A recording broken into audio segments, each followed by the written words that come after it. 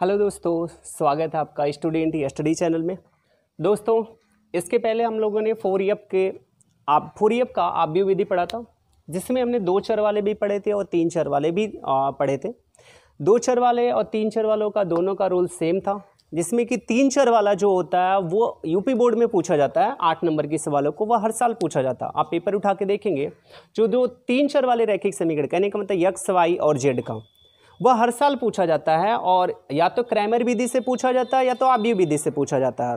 तो मैंने आपको आव्यूह विधि का जिक्र कर दिया था और आव्यूह विधि के सवालों को हल किया था, एग्जाम्पल को हल किया था, वो चाहे 2x2 का हो, चाहे 2 चर वाला हो, चाहे 3 चर वाला हो।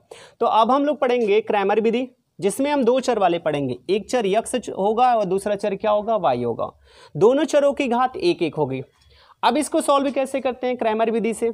तो इसमें करना क्या होता है क्रैमर विधि से, आव्यूह विधि से? तो देखेंगे आप क्रैमर विधि बहुत ध्यान से पढ़ना और क्रैमर विधि और आव्यूह विधि दोनों में अंतर समझना, जिसमें कि आप क्रैमर विधि से आप एग्जाम्पल नंबर पहला जो भी आव्यूह विधि वाली सवाल है उसे क्रैमर विधि से हल करके देखिए क्या दोनों से आंसर समान आते हैं। क्रैमर विधि और आव्यूह विधि से तो दोनों से आंसर समान आएंगे। जैसे आप एग्जाम्पल नंबर फर्स्ट को भी हल करिएगा, जिसमें यह आव्यूह विधि से हल करना था, लेकिन आप क्रैमर से भी इसको सॉल्व करिए।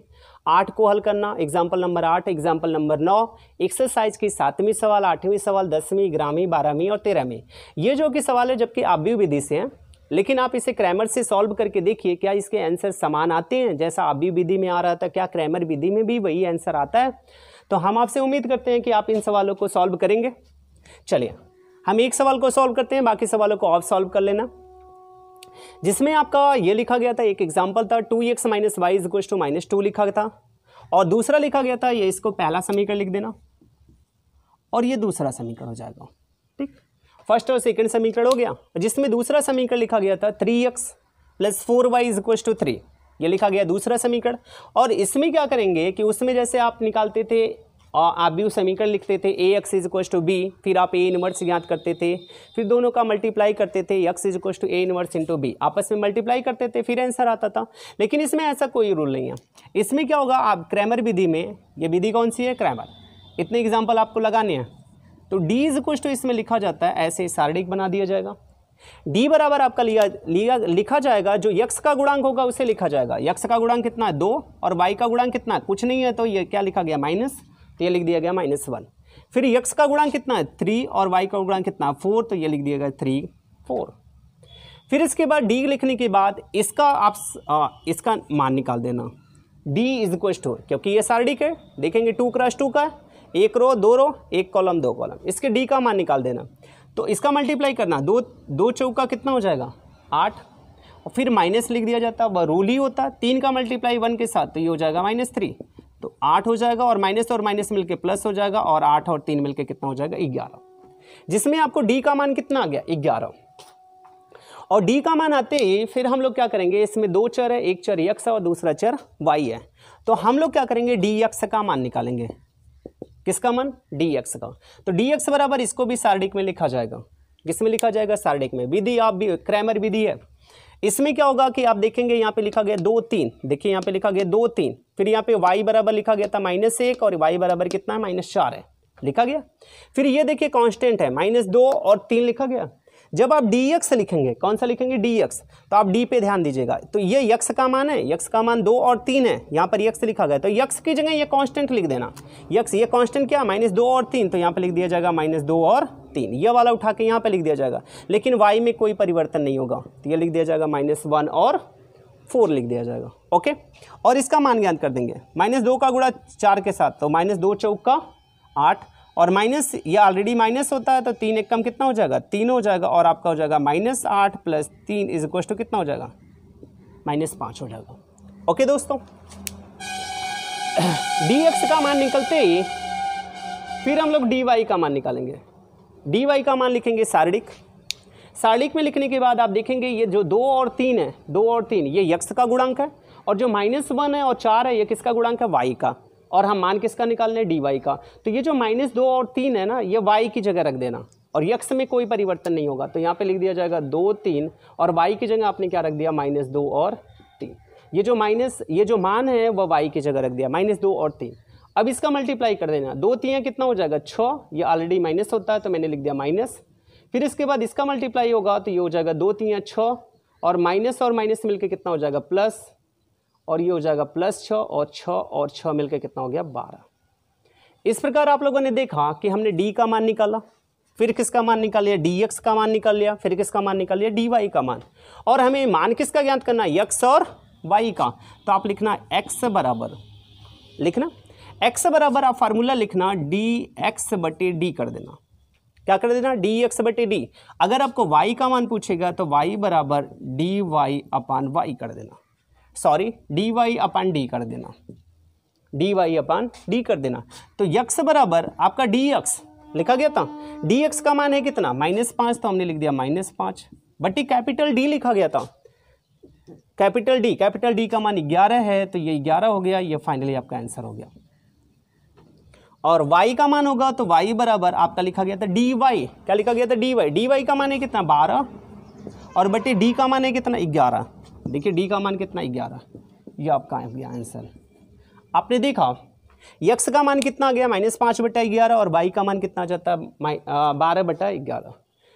इस प्रकार आप देखेंगे कि आव्यूह विधि और क्रैमर विधि, तो आप देखेंगे क्रैमर विधि आव्यूह विधि से थोड़ा सा आसान है, लेकिन वह सवाल कौन सा पूछता है वह तो एग्जामिनर के ऊपर डिपेंड करता है कि वह आव्यूह विधि पूछता है या क्रैमर विधि।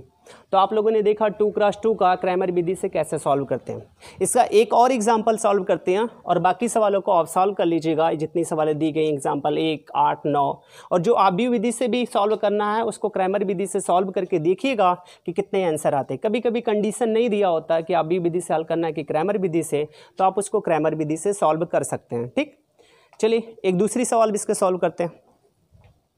दोस्तों ये 4 प्रश्नावली का सवाल नंबर 13 सवाल है। लिखा गया था सवाल नंबर 13 में 5x + 2y = 3 और 3x + 2y = 5, और इसको करना क्या था, आव्यूह विधि से हल करना था।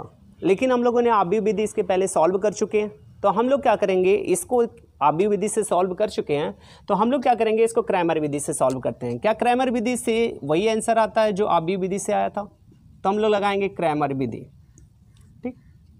ये क्रैमर विधि होगा क्या, तो हम लोग आप लोगों ने देखा होगा कि उसमें करते क्या है कि पहले d का मान निकालते हैं। d का मान निकालने के लिए हम लोग लिखते हैं सारणिक, और इसमें x का गुणांक कितना है 5, तो हम लोग लिख देते हैं 5, और y का गुणांक कितना है 2, तो यहाँ पे लिख देते हैं 2। फिर x का गुणांक कितना है 3, तो हमने लिख दिया 3, और यहाँ पे क्या लिख दिया 2। ये किसका मान आ गया d का, और d का मान निकलते ही इसको सॉल्व कर लेते हैं। तो यहाँ पे 5 का गुणा 10 के साथ होगा तो 5 दूना कितना हो जाएगा 10, -3 का गुणा 2 के साथ होता है तो 3 दूना 6 बराबर 10 में से 6 निकलेगा तो कितना आ जाएगा 4। ये किसका मान आ जाता है d का। ठीक, और d का मान निकलते ही हम लोग मान निकालते हैं dx का।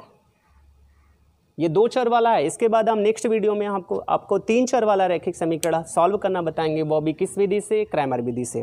तो आप 2 चर वाला पहले समझ लीजिए क्योंकि वो इसके कंपैरिजन में आसान होता है। तो 2 चर वाला आते ही हम लोग यही सेम टू सेम विधि 3 चर वाले रैखिक समीकरण में लगाएंगे। ओके, dx का मान निकलते ही तो हम लोग लिखेंगे सारणिक, और ये देखिए 5 और 3, यहाँ पे देखिए 5 और 3 ये किसका मान है, x का। x की जगह हम 3 और 5 रख देंगे तो यहाँ पर हो जाएगा 3 और 5 रख दिया। फिर इसके बाद ये देखिए y का गुणांक कितना 2 और 2, तो y को लिख दिया 2 और 2, y में कोई चेंज नहीं करेंगे। तो यहाँ पर इसका मल्टीप्लाई करेंगे तो 3 दूना 6 हो जाएगा, -5 दूना कितना हो जाएगा 10, और आपका आ जाएगा -4। ये किसका मान आ गया dx का, और dx का मान आते ही फिर हम लोग किसका मान ज्ञात करेंगे dy का। dy का मान ज्ञात होगा तो यहाँ पे लिखा गया है dy, लिखा गया। अब dy में ये देखेंगे 5 3 ये x का गुणांक है, और 2 2 ये किसका गुणांक है y, और हम लोग मान किसका निकाल रहे हैं dy का।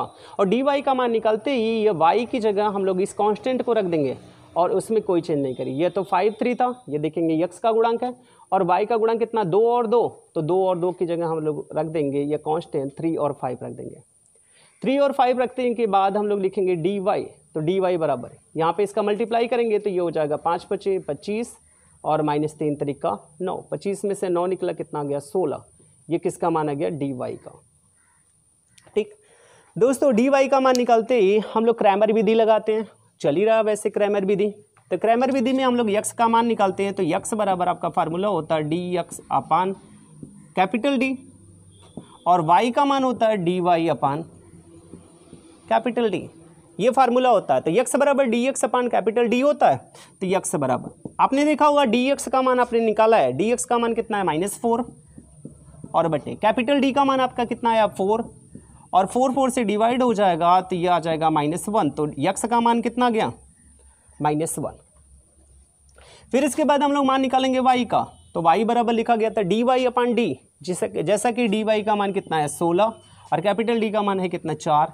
तो वाई बराबर कितना होगा 4 चौका 16, तो वाई का मान कितना आ गया 4। ये आपका फाइनली आंसर हो गया। ठीक दोस्तों, ये रहा क्रैमर विधि दो चर वाले रैखिक समीकरण का। और दो चर वाले रैखिक समीकरण को हम लोग क्रैमर विधि से सर्वप्रथम हम लोग डी का मान निकालते हैं, जहाँ डी बराबर यक्स का गुणांक होता है और वाई के गुणांक को लिख देते हैं। और डी एक्स डी वाई और मान निकालने के बाद हम फार्मूला लगा देते हैं एक्स बराबर डी एक्स अपान डी और वाई बराबर डी वाई अपान डी। इससे हम लोग एक्स और वाई के मान निकाल देते हैं और यही आपका आंसर हो जाता है। ओके दोस्तों, अब इसके बाद हम नेक्स्ट वीडियो में पढ़ेंगे 3x3 4EF का। 3x3 अगर दिया गया होगा, कहने का मतलब अगर हमारे पास 3 चर दिए हो गए एक्स वाई और जेड, इसमें तो यक्स और वाई सिर्फ है। अगर हमारे पास 3 चर दिया होगा, एक चर यक्स होगा, दूसरा चर वाई होगा और तीसरा चर जेड होगा, तो हम लोग उसका कैसे मान निकालते हैं और इसमें यक्स का मान क्या होगा, वाई का मान क्या होगा और जेड का मान क्या होगा, यह हम आपको नेक्स्ट वीडियो में बताएंगे। ओके दोस्तों, थैंक यू।